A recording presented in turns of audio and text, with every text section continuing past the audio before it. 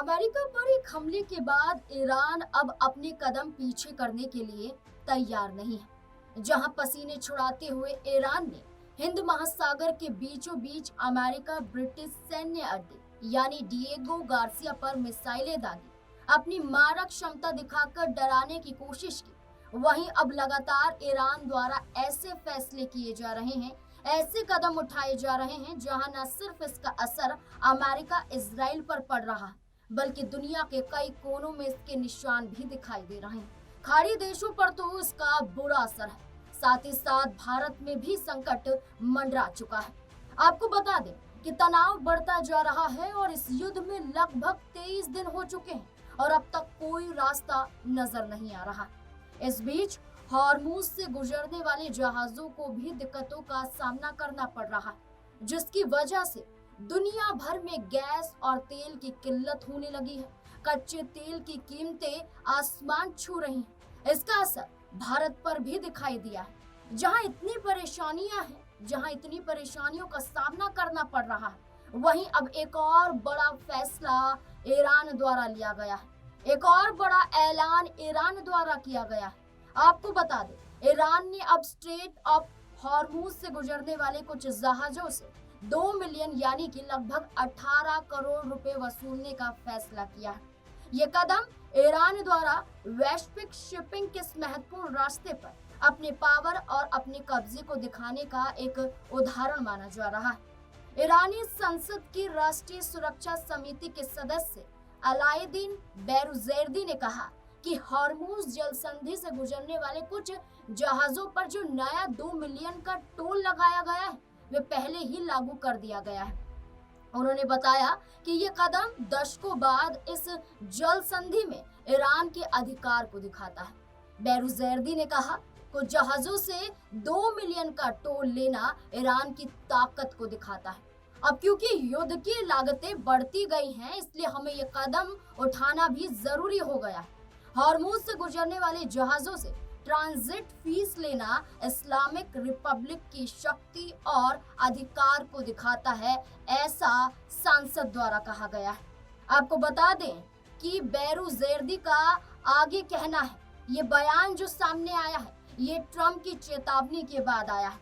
अमेरिकी राष्ट्रपति Donald Trump ने पिछले हफ्ते कहा था कि अगर ईरान स्ट्रेट ऑफ हॉर्मुज को 48 घंटे में नहीं खोलेगा तो अमेरिका ईरानी पावर प्लांट्स पर हमला करेगा और सबसे बड़े पावर प्लांट से इसकी शुरुआत होगी। ईरानी सांसद ने ट्रंप की धमकी का भी जिक्र किया और कहा कि इजराइल के ऊर्जा केंद्र भी ईरान की पहुंच में है और एक दिन में इन्हें नष्ट भी किया जा सकता है।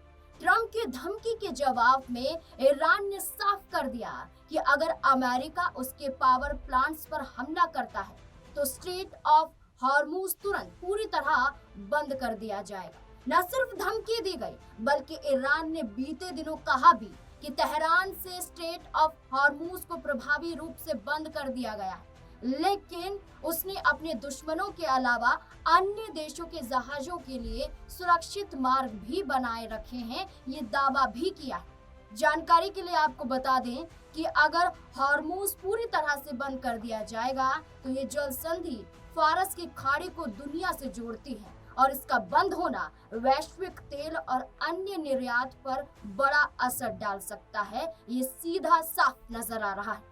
जहां अमेरिका को फिर से चेताते हुए ईरान ने दुश्मन देशों के लिए हॉर्मुज का रास्ता बंद करने का ऐलान किया, वहीं टोल वसूलने का भी जिक्र किया, जिसके बाद अभी अमेरिका की तरफ से कुछ बड़ा कदम नहीं उठाया गया है। माना जाता है कि अमेरिका ने इस युद्ध में कूदकर बहुत बड़ी गलती कर ली है।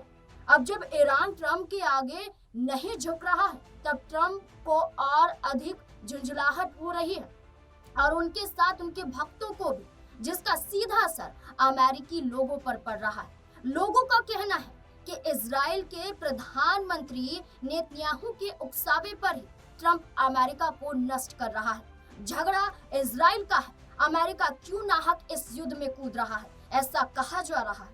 ज्यादातर अमेरिकियों को लगता है कि ट्रंप यहूदियों के दबाव में है।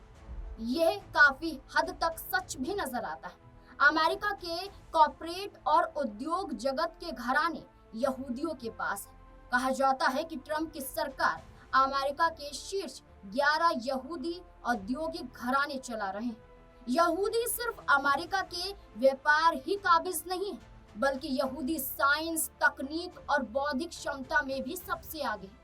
अब तक विज्ञान में जितने भी नोबेल प्राइज हैं, उनमें यहूदियों की संख्या सबसे ज्यादा है।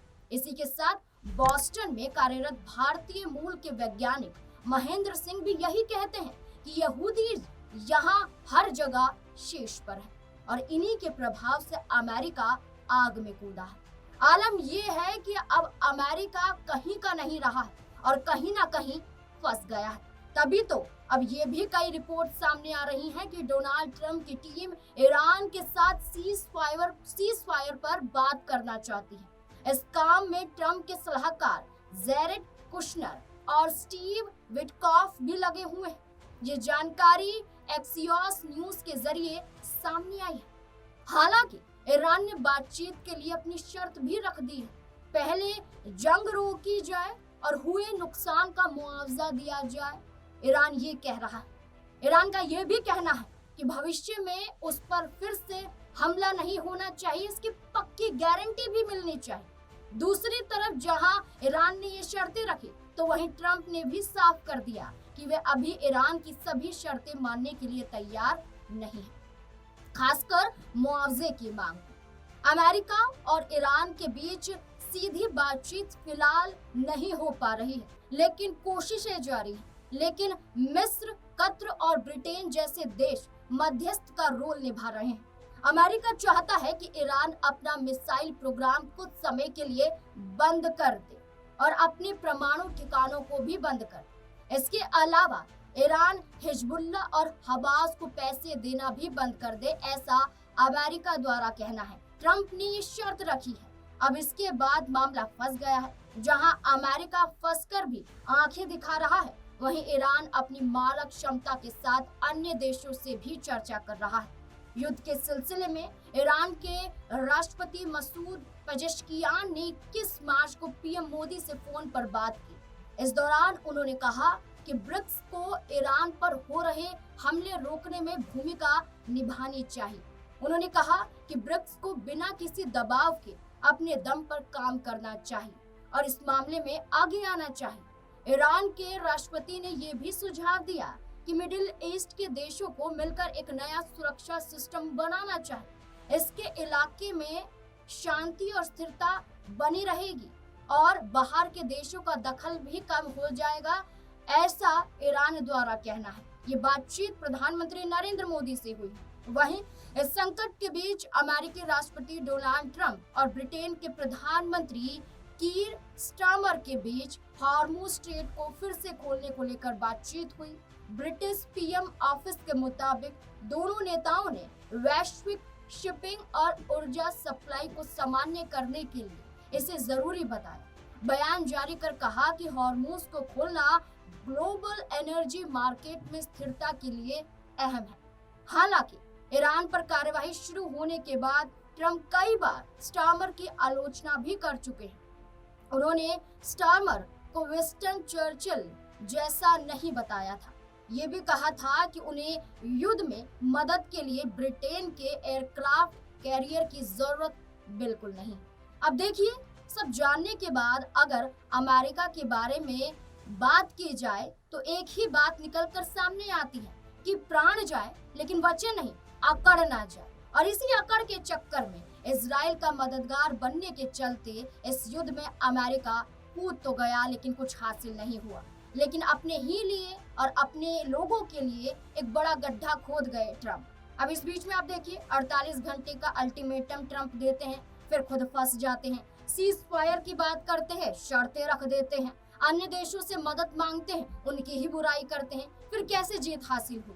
ऐसे तो युद्ध का अंत ही नहीं होगा और ईरान अपनी ताकत के आगे अमेरिका को नाको चने चबाता दिखाई देगा। अब इस बीच में जहां ईरान ने बड़ी शर्तें रख दी हैं, ईरान ताकत दिखा रहा है, मिसाइलें दाग रहा है, न सिर्फ अमेरिका के ठिकानों पर बल्कि इजराइल के भी कई ठिकानों पर भी मिसाइलें दागी जा रही हैं, तो वहीं अमेरिका है और जहां अमेरिका के जो राष्ट्रपति हैं डोनाल्ड ट्रंप, वो बौखला चुके हैं। वो चाहते हैं कैसे भी करके ईरान को पूरी तरह से तबाह कर दिया जाए, लेकिन ईरान है कि झुकने के लिए तैयार नहीं है। तो पूरी तरह से अमेरिका फंस चुका है। इस पूरे जो यहाँ पर खबर बताई गई है, इसमें यहूदियों का सहारा नजर आता है। ईरान इजराइल का जो साथ दे रहा है वो इसी वजह से दे रहा है, और अब खुद ही कहीं ना कहीं मुश्किलों में आ चुका है। देखना होगा अमेरिका के जरिए क्या अब पूरी तरह से घुटने टेक दिए जाएंगे, या ईरान के आगे अमेरिका फिर से कोई बड़ा कदम उठाता हुआ नजर आएगा, क्योंकि अभी तो अमेरिका फंसा हुआ नजर आ रहा है। इस पूरे मुद्दे को लेकर आपका क्या कहना है? क्या वाकई अमेरिका के जरिए सीज फायर का जो ऐलान की चर्चा हो रही थी, बातचीत हो रही थी, अब सीज फायर हो जाना चाहिए? क्योंकि लंबे समय से ये युद्ध को हम देख रहे हैं, 20 से ज्यादा का समय बीत चुका है, दिन पर दिन बढ़ता जा रहा है और मिसाइलें दागी जा रही हैं, लेकिन शांति का नाम नजर नहीं आ रहा है। क्या लगता है कि अमेरिका को घुटने टेकने चाहिए ईरान के आगे? आपकी क्या राय है? अपनी राय कमेंट सेक्शन में जरूर दें।